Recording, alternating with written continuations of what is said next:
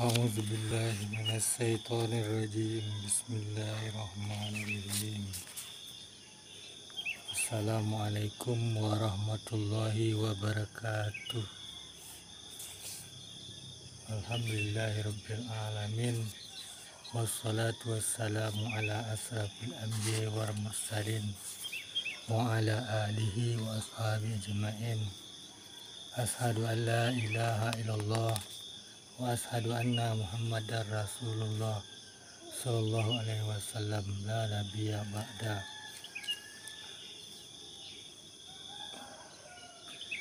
Pada kesempatan kali ini saya akan membacakan risalah tuntunan solat lengkap dikutip dari buku karangan Dr. Andus Muhammad Rifai.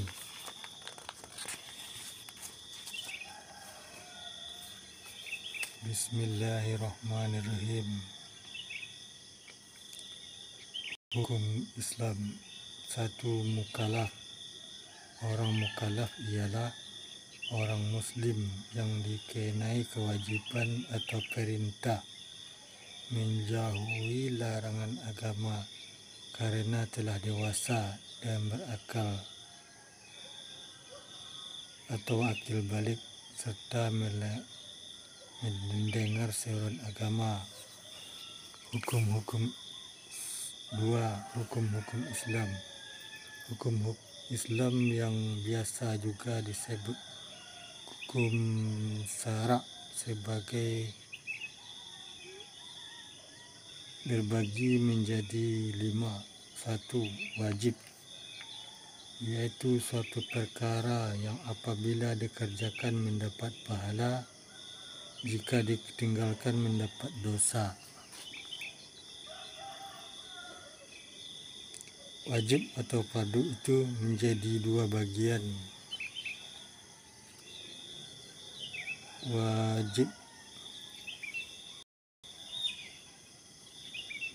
Wajib ain, yaitu yang mesti dikerjakan oleh setiap orang yang mukallaf sendiri, seperti solat 5 waktu, puasa dan sebagainya.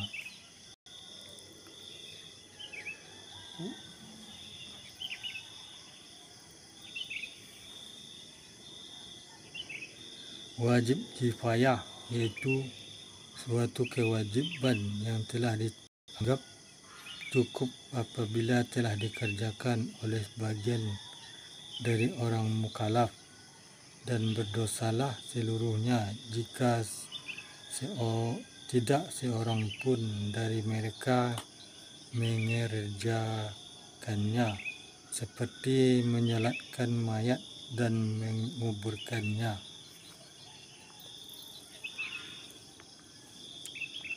Sunnah, yaitu perkara yang apabila dikerjakan mendapat pahala dan apabila ditinggalkan tidak berdosa dan merugi.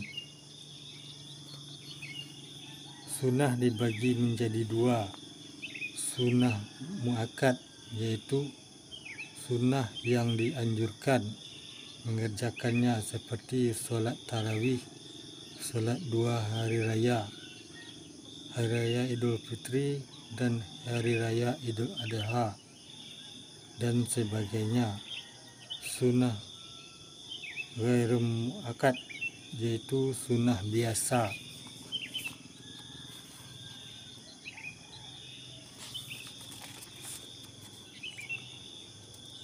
3. Haram, yaitu suatu perkara yang apabila ditinggalkan mendapat pahala dan jika dikerjakan mendapat dosa, seperti minum minuman keras, berdusta, mendurhakai orang tua dan sebagainya. Makruh, yaitu suatu perkara yang apabila dikerjakan tidak berdosa dan apabila ditinggalkan mendapat pahala, seperti makan petai dan bawang merah, mentah, dan sebagainya. Mubah, yaitu suatu perkara yang apabila dikerjakan tidak mendapat pahala dan tidak berdosa, dan jika ditinggalkan juga tidak berdosa dan tidak mendapat pahala. Jelasnya boleh saja dikerjakan dan boleh ditinggalkan. 3. Syarat dan rukun. 1. Syarat ialah suatu yang harus ditepati sebelum mengerjakan sesuatu. Kalau syarat-syarat sesuatu tidak sempurna, maka pekerjaan itu tidak sah. 2. Rukun. Rukun ialah sesuatu yang harus dikerjakan dalam memulai suatu pekerjaan. Rukun di sini berarti bagian yang pokok seperti membaca Fatihah dalam salat merupakan pokok bagian salat. Tegasnya, salat tanpa Fatihah tidak sah. Jadi salat dengan Fatihah tidak dapat dipisah-pisahkan.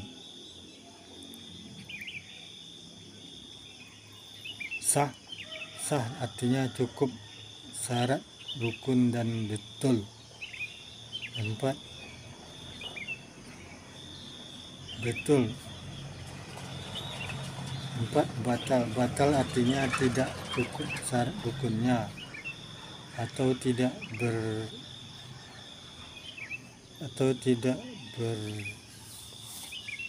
Jadi apabila sesuatu pekerjaan atau perkara yang tidak memenuhi syarat rukunnya, berarti perkara itu tidak sah atau dianggap batal.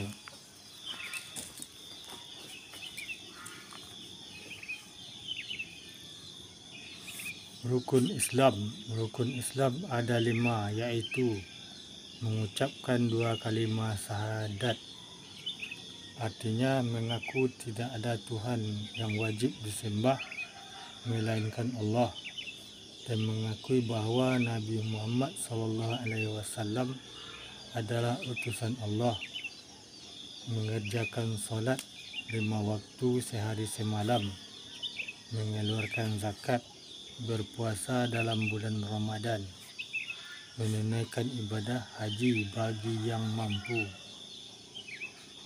2 kalimat syahadat. 2 kalimat syahadat ialah 2 perkataan pengakuan yang diucapkan dengan lisan dan dibenarkan oleh hati untuk menjadikan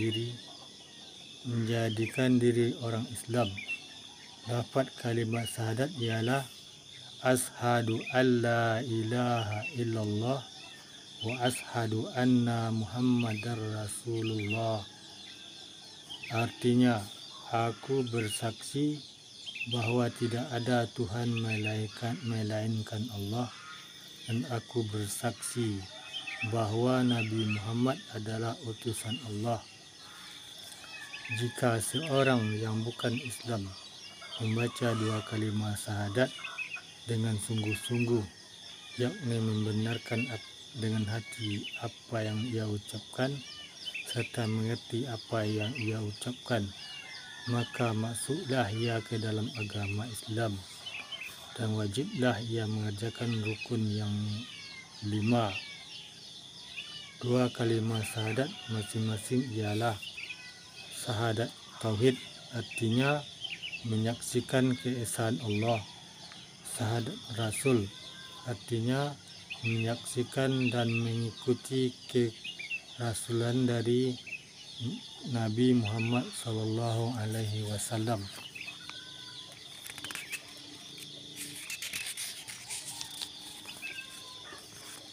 Bagi orang yang akan memasuki agama Islam, 2 kalimat syahadat ini harus diucapkan bersama-sama atau berturut-turut, tidak boleh dipisah-pisahkan.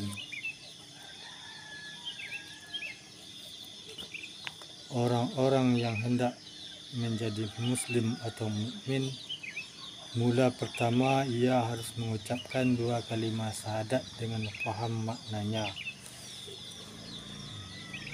Orang yang tidak dapat mengucapkan dengan lisan karena bisu atau uzur lainnya atau karena ajal telah mendahuluinya, padahal hatinya sudah beriman, mereka itu mukmin di hadapan Allah dan akan mendapat kelak di hari kemudian dan di hadapan Allah dan akan selamat kelak di hari kemudian. Tetapi orang yang tidak mengucapkan dua kalimat syahadat, maka mereka tidak dihukum kafir.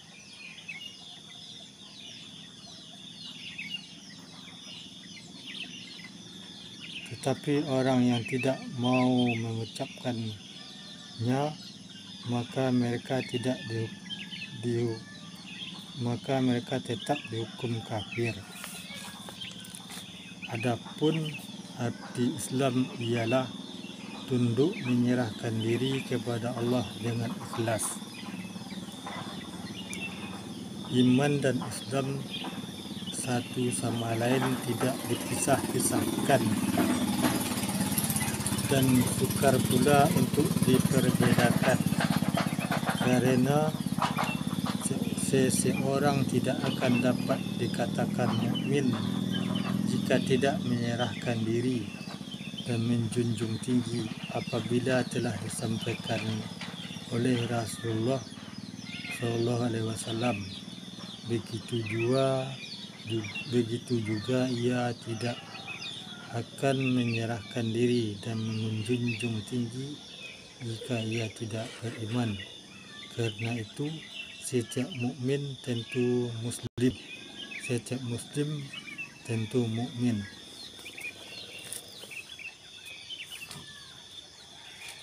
Agar lebih jelas tentang arti iman dan Islam, maka dapat disimpulkan sebagai berikut. Mengikrarkan dengan lidah tentang adanya Allah dan hatinya membenarkan apa yang diikrarkan oleh lidah. Kemudian anggotanya melaksanakan perintah-perintah Allah dan menjauhi larangan-larangannya.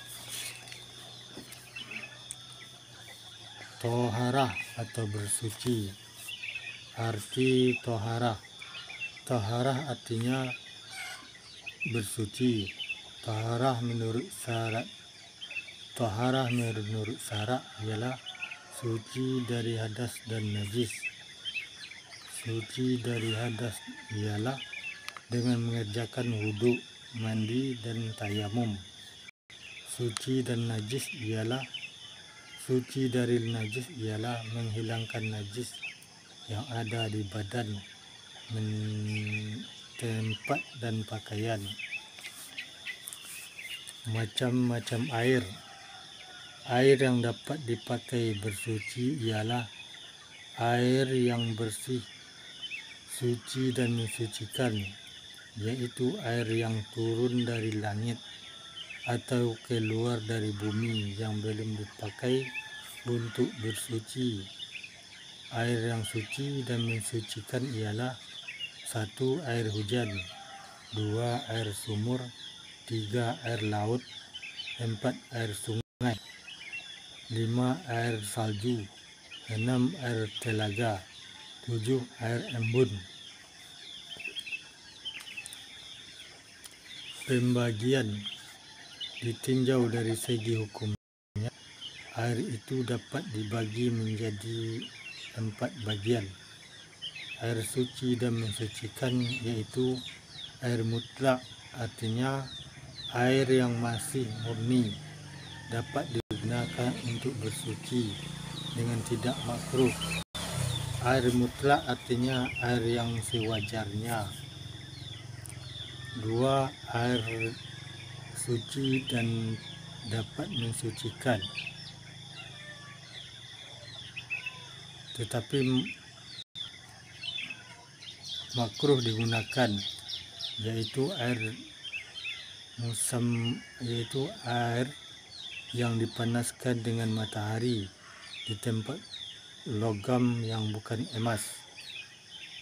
3. Air suci tetapi tidak dapat mensucikan, seperti air mustakmal, telah digunakan untuk bersuci, menghilangkan hadas atau menghilangkan najis, walaupun tidak berubah rupanya, rasanya, dan baunya.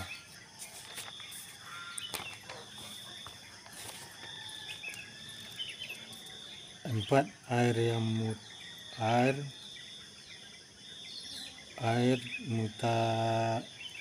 Air mutanajis, yaitu air yang kena najis, kemasukan najis, sedangkan jumlahnya kurang dari 2 kula, maka air yang semacam ini tidak suci dan tidak dapat mensucikan. Jika lebih dari 2 kula atau tidak berubah sifatnya, maka sah untuk bersuci. 2 kula sama dengan 216 liter. Jika berbentuk bak, maka besarnya sama dengan panjang 60 cm dan dalam atau tingginya 60 cm.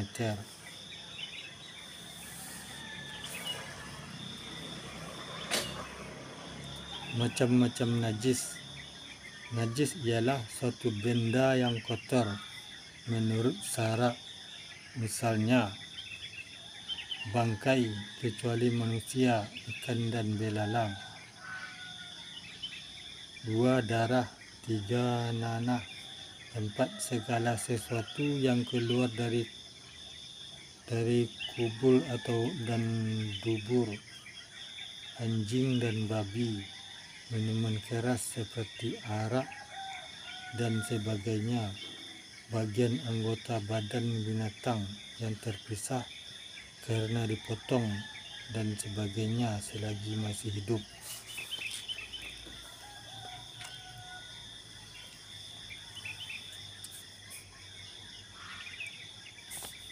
Pembagian najis. Najis itu dapat dibagi 3 bagian. Najis mukallaf, najis ringan, ialah air kencing bayi laki-laki yang belum berumur 2 tahun dan belum pernah makan sesuatu kecuali air susu ibunya. Najis mukallabah, najis berat, ialah najis anjing dan babi dan keturunannya. Najis sedang ialah najis yang selain dari 2 najis tersebut di atas, seperti segala sesuatu yang keluar dari kubul dan dubur manusia dan binatang, kecuali air mani, barang cair yang memabukkan, susu hewan yang tidak halal dimakan, bangkai, juga tulang dan bulunya, kecuali bangkai-bangkai manusia dan ikan serta belalang. Najis mutawasithah dibagi menjadi 2. Najis ainiyah ialah najis yang berwujud, yakni nampak, najis ainiyah ialah najis yang berwujud, yakni yang nampak, dapat dilihat. Najis hukmiyah ialah najis yang tidak kelihatan bendanya, seperti bekas kencing atau arak yang sudah kering dan sebagainya. Cara menghilangkan najis. Barang yang kena najis mukallaf, barang yang kena najis mughallazah, seperti jilatan anjing atau babi, wajib dibasuh 7 kali dan salah satu di antaranya dengan air yang bercampur tanah. 2. Barang yang terkena najis mukhafafah, cukup diperciki air pada tempat najis itu. Barang yang terkena najis mutawassithah dapat suci dengan cara dibasuh sekali, asal sifat-sifat najisnya, warna, bau, dan rasanya itu hilang. Adapun dengan cara 3 kali cucian atau siraman lebih baik. Jika najis hukmiyah, cara menghilangkannya cukup dengan mengalirkan air saja pada najis itu. Alhamdulillahirabbil alamin. Subhanaka rabbil izzati amma yasifun. Wassalamun ala wal mursalin walhamdulillahi rabbil alamin.